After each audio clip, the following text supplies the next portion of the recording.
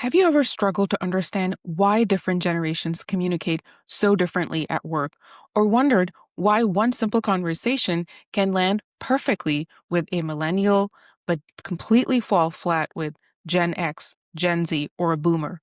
In today's episode, we unpack the biggest communication breakdowns between boomers, Gen X, millennials, Gen Z, and the surprising patterns most leaders miss. We unpack why Gen Z operates in pods and how this hidden dynamic can quietly shape your hiring, retention, and culture. And lastly, how perfectionism fuels intergenerational tension and how comparison silently drives conflict, defensiveness, disconnection across teams.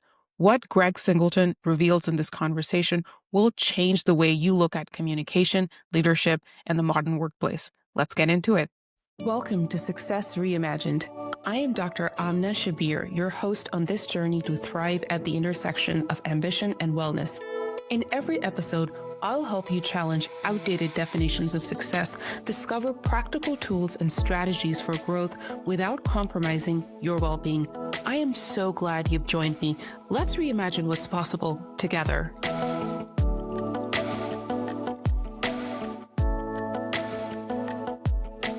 Today's guest is Greg Singleton, a TEDx speaker, author, coach, and generational strategist.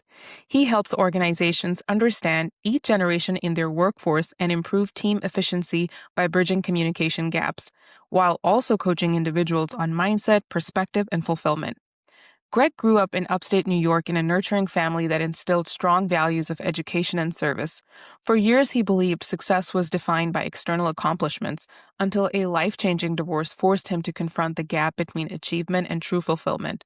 That turning point set him on a path of deep self-reflection, dismantling the need for external validation and focusing instead on building a life rooted in emotional awareness, mindfulness, and authenticity. Welcome to the show, Greg.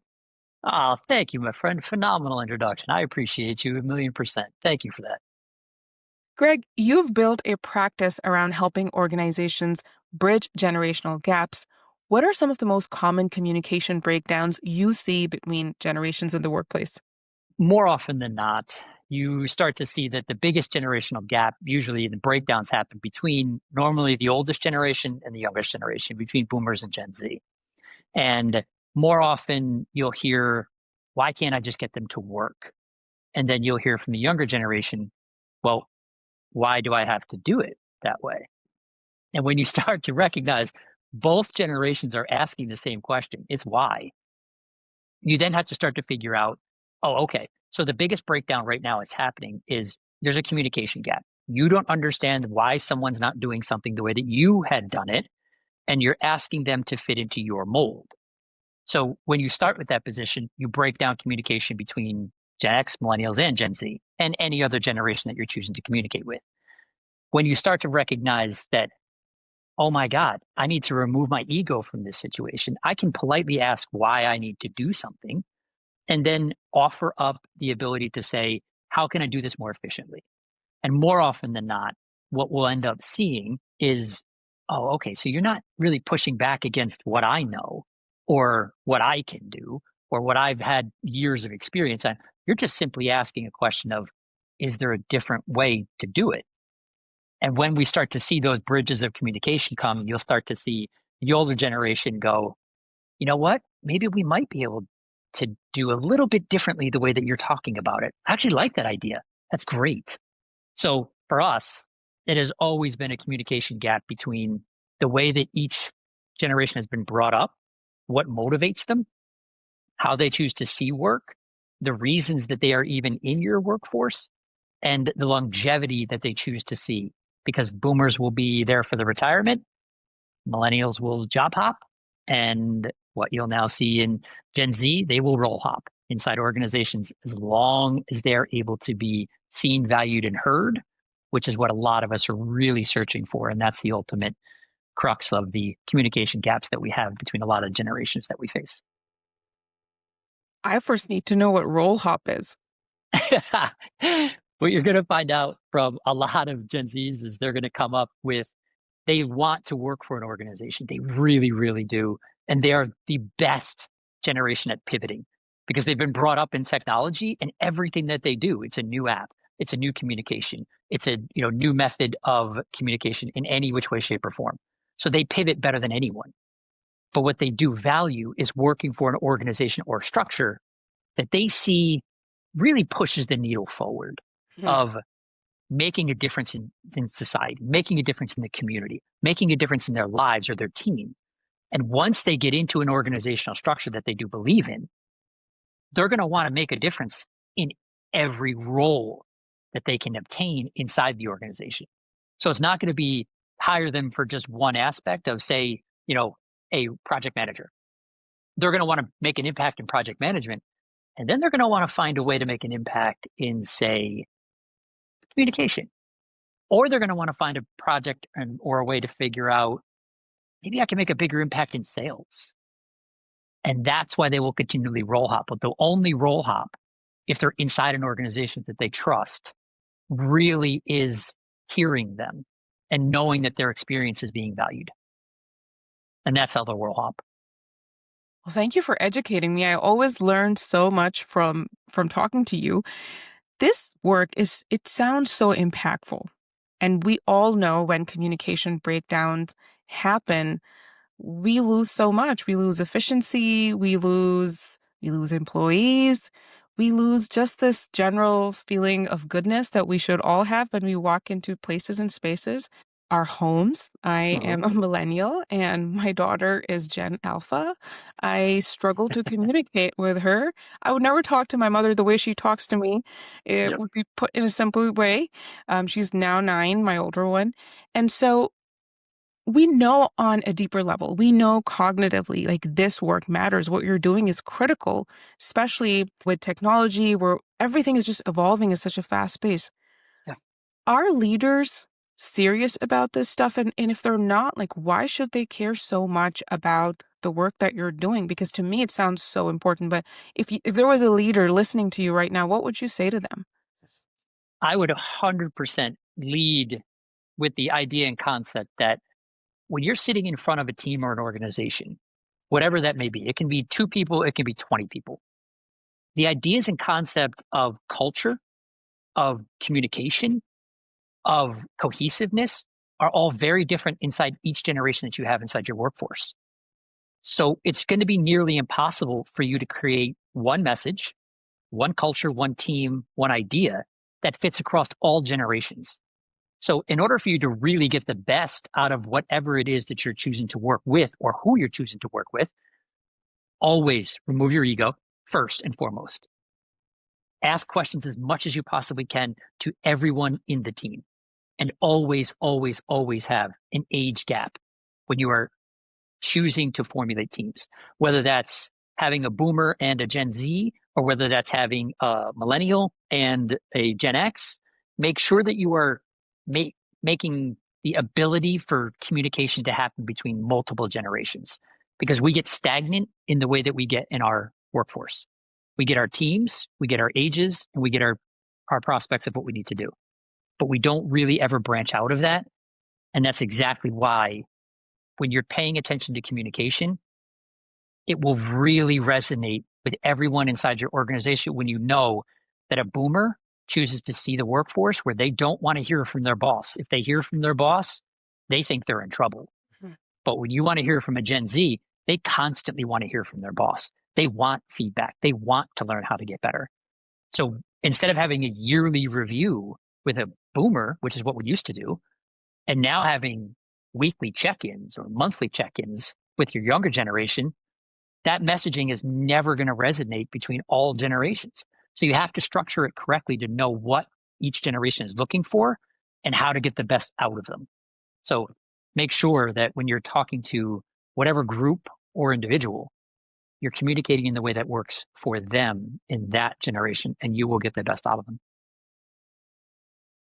You are inviting to us all to look at employees like human beings with different interests and different focuses and really looking at the context of their childhood, the way they are, their goals, their aspirations, which in sometimes mass locations or what I say in organizations is just Mhm. harder to do, right? And so I It really is. want to highlight that.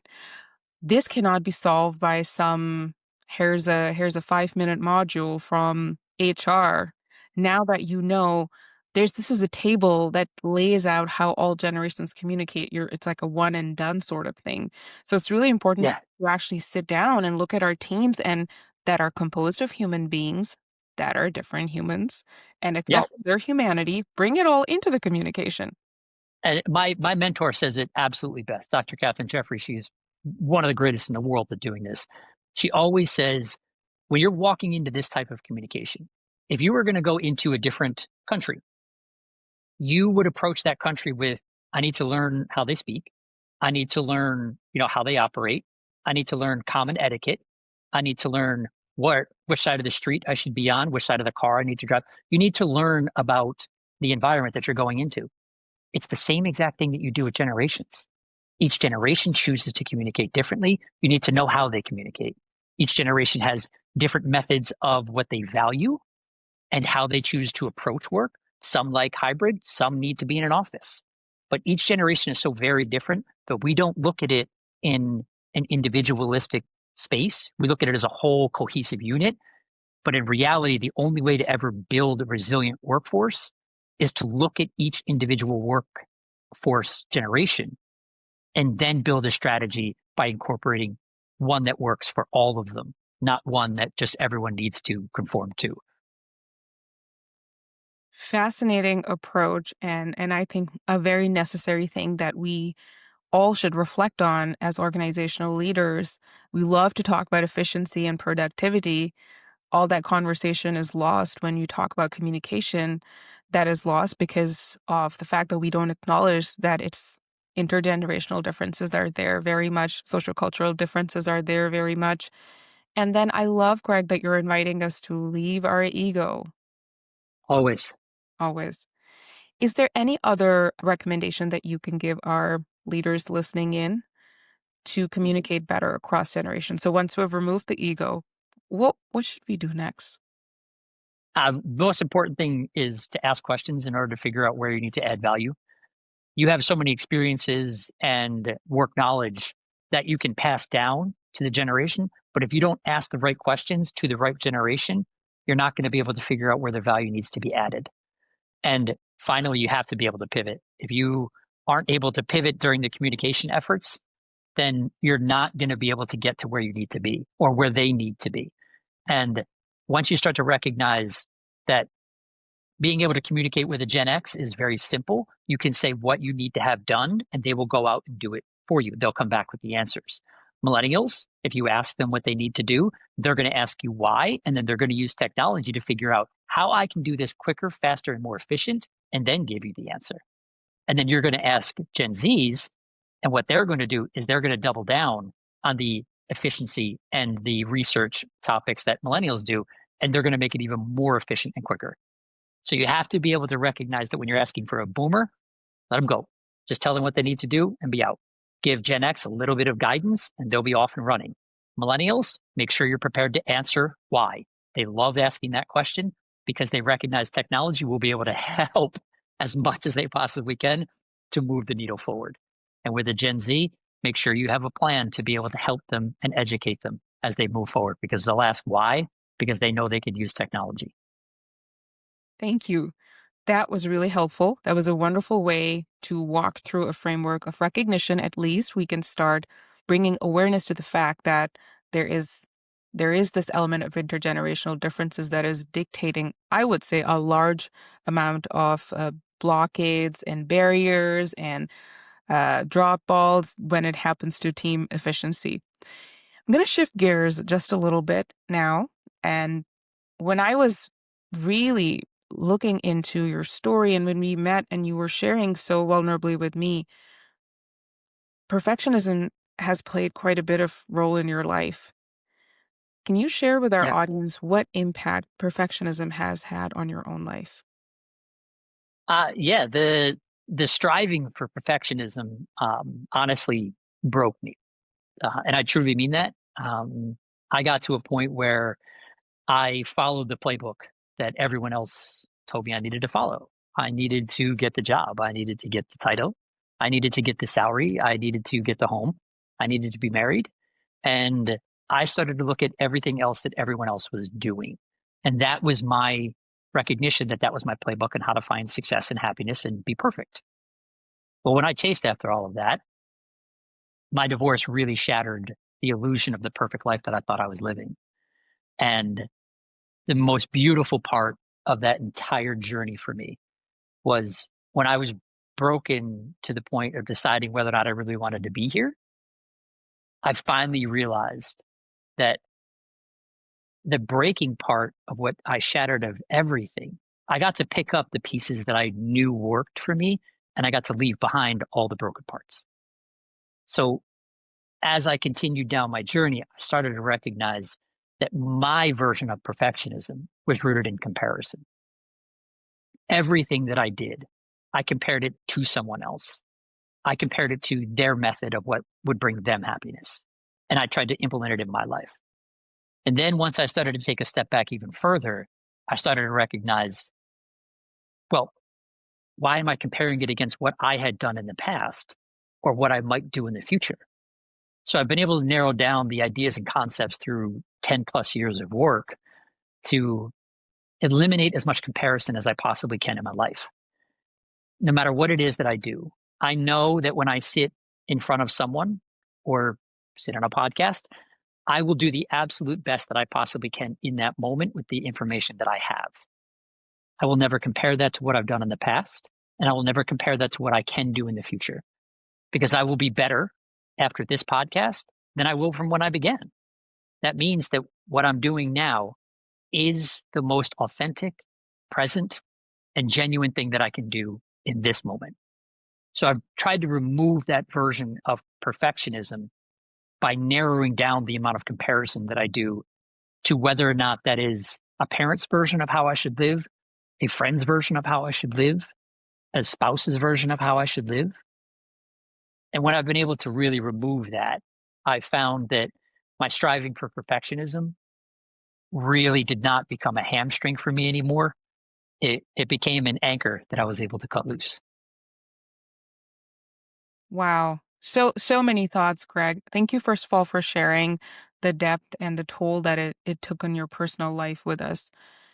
Yeah. When you look back and it's fascinating, I'll double click on what you said about social comparison, that for you the flavor of perfectionism was social comparison. Share a little bit more about your background. And I mean, you we're talking about intergenerational communication. Is that what you went to school for? And then you pivoted and you're talking about this amazing life that you've now created. So if you were to step all the way, zoom out, share what that journey has been like for you. That journey has been a one that I've had to evaluate from start to finish. And I mean, I've gone back to even realize my very early, my beginning of my career, I spent 20 years in tech and business and IT and leadership and communication. So throughout all of those years, I started to even recognize why I chose IT. It was because I was a people pleaser Yep. and I knew that I could stand out in that field because of the way that I could communicate. So I chose that field to help people become better, not because I loved IT. So I had to break apart even the intricacies of why I chose to do what I did and the reasons I chose it. And then once I started to figure out, oh, okay, I don't really love IT, but I do love helping people. So how can I go further? And then I went into a solution architect role where I developed multi-million dollar, organizational structures for IT. And I presented to CEOs and board members and decision makers. That's when I started to recognize I might be really good at communication.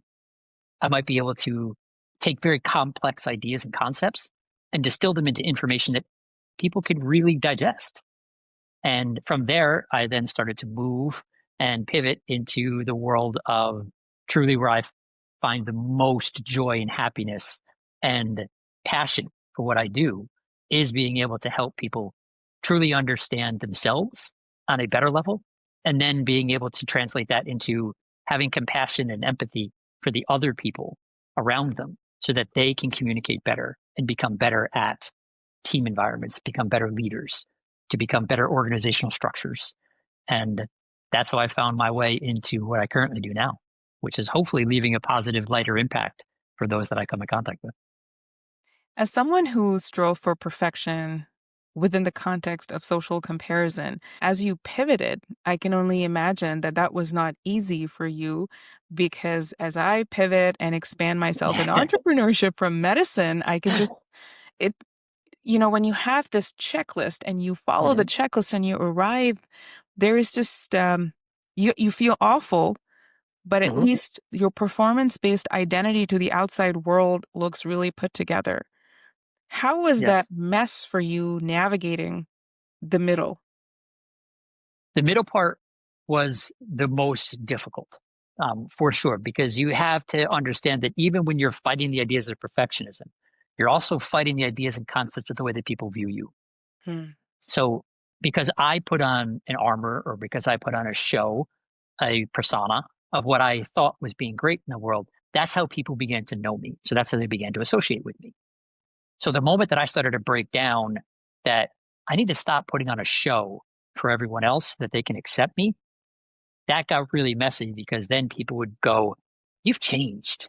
Hmm. You're different. Why are you so different? You're very not the same way that you were before." And that's because I started to recognize that the facade that I was putting on was how they viewed me, and that was the way the relationship was built. So I built relationships off of perfectionism that wasn't true. It was sheerly just a method for me to gain approval or acceptance from peers, from females, from leaders, from workforce. And I had to break all of those walls down and then get comfortable with being like, yeah, I have changed. And there's a reason for that. A lot of the things that I had done before, I never set boundaries. So I was able to show up for you in the way that you saw fit and tried to help you. But now, unfortunately, that's just extending a little bit outside of what I'm comfortable doing. But I can certainly get you someone that may be able to help you, or I could put you in a position that you may be able to find, some better guidance or help. And I would never say those words because I would extend myself to the point that I needed to be accepted. So once I started to recognize their view of me is also going to change, my view of me is also going to change, I got way more comfortable with the authenticity and the way that I present myself, how I choose to go about it, and what the outcome ends up being is a much more rich and authentic experience between people that I get to know, and I don't ever have to worry about the lies or the concepts that I tried to fit into when I first met them. I know that it's just me, and I'm okay with that. So many of us are walking around as you talk about that facade that fits other people's expectations. And then between that space of how we're pretending to be and who we truly are breeds a lot of resentment. So I appreciate you Mhm. sharing that. When you study intergenerational communication, going back to that a little bit, and I'm fascinated to hear your take on how perfectionism potentially might be showing up in the space of communicating between generations, if you've noticed anything. Oh, no, absolutely. It is very present. Because when you take the ideas and concepts of communication, a lot of it is putting on a show or displaying things that you are capable of doing, whether that's through your communication efforts through technology, whether that's through email, whether that's through text, whether that's through video, whether it's through posting on social media, whatever that is. You're trying to display and communicate that you know what you're doing or you know how to do something.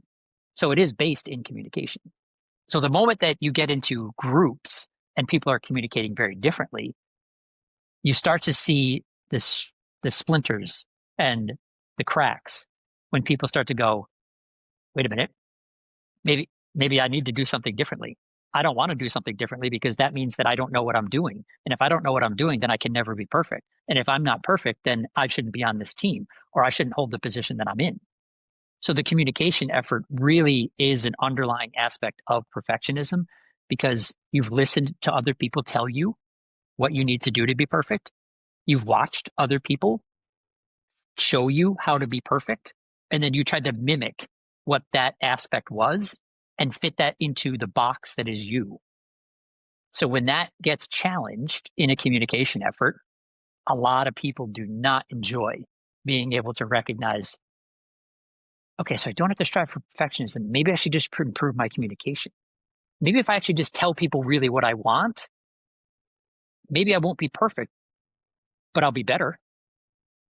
And when you start to recognize how all generations really do see it that way, you can bridge those gaps very easily once you get enough training and knowledge and education to see, okay, I see where you're going. We did that before and that has gotten you success. And that's amazing. I applaud you for what you've been able to do. But unfortunately, technology has pushed us forward. So we might be able to do that in a little bit different way. So are you open to being able to try and say, we'll post things on social media instead of through emails and see how that works? Rather than being in a confrontational state of what I do is more perfect than what you do. So let's go head to head. And it becomes a collaboration. And that's when generational gaps really start to break down because you remove the ideas and concepts of perfectionism in the way that you've done it, which has given validation to what you've done in your career. Profoundly shared, and I have not examined it. Perfectionism's appearance, the way it shows up when we look at intergenerational differences. So this has been a wonderful take. Thank you so much for sharing your personal journey so deeply with us, your insights. Greg, if Sure. there are individuals they want to learn more about your work and they really want to bring your work to their organizations, what would you say to them and how can they connect with you? I I would say first and foremost that being able to just chat with someone that has the ideas and concepts surrounding generational strategies is extremely important and should be inviting. It should never be confrontational. It should never be an aspect of we're going to run roughshod over what you're doing or we're going to make you operate in a different way. That's never what it's about. It is always about collaboration to create clear and concise messaging so that a lot of your messaging doesn't get filtered down and become chaotic or confrontational. And for all of us that have, been in this space and being able to work with this, we find an incredible amount of progress made just by being able to help educate different generations inside a workforce. And once they understand that this is might not be the way that I see it, is how everyone else sees it, and you do it in a constructive work format, it becomes incredible. And for us, if you can find us at catherinejeffrey.com is my mentor who I've worked with consistently, or myself as CSB coaching. Those are two aspects that you can find a lot of what we do, and hopefully they will be able to lead to a little bit of a lighter life and better communication in a lot of what you choose to do, whether that's personally or professionally. Thank you so much for your time and sharing your insights with the audience, Greg. Thank you, thank you. I appreciate you 1,000,000%. I truly hope all of you are going out now and maybe looking at things a little bit differently, and eventually we can all get to a space where we can communicate that works for everybody. This is a bonus question, Greg. What's the deal with Gen Zs and pods? It seems to be a very significant component of intergenerational communication. Can you expand on it? Yeah, absolutely. It's actually one of the most important aspects that organizations really do need to pay attention to is when you are hiring one Gen Z, you really should be doing that in two or three because we struggle with trying to understand that generation so much and they feel left out. So when you hire two or three of them, you're actually supporting them to become more successful at their job because they have people that understand them. And when you do that, they operate in what are called pods right now inside organizations. And as you speak to one of them, you should do that in a manner that is present with all of them there. Make sure that the way you're speaking to them is respectful, to see value in what they're doing, and then say, hey, listen, I really love what you did the other day. I thought it was really amazing, and we're making some real progress. Is there any chance that we could possibly meet maybe next week, and we can maybe add some you know additions onto what you're trying to do, or maybe even give a little bit more work because we really love what you're doing. Is that okay with you? And they will say yes. But really, what you're doing is you're communicating with the entire pod that is inside your organization because they will then communicate so quickly and so swiftly with every other Gen Z that their manager or their organization sees them, they value them, and they hear them. Then they're going to say, you should come work here. And when you do that, you then are really using the pod of Gen Zs as recruiters for your organization. But on the other side, if you alienate them and keep saying, I don't understand them, I can't get them to work, they won't do what I want to do, and so on and so forth, they're going to communicate in the same fashion where you're going to hire one or two of them and they're going to leave in the exact same day. So you're going to have a gap of 2 or 3 of them hired, or 2 or 3 of them leaving in the same exact day because of how quickly they communicate. You might believe you don't have the time or energy to focus on yourself, but this is exactly the right time to get serious about your well-being. You don't have to do it all alone. I'm here to help. If you enjoyed this video and are ready to take the next step, head over to dramnashabir.com where you'll find free resources you can access right away. The website link is below. Let's get started on your path to thriving.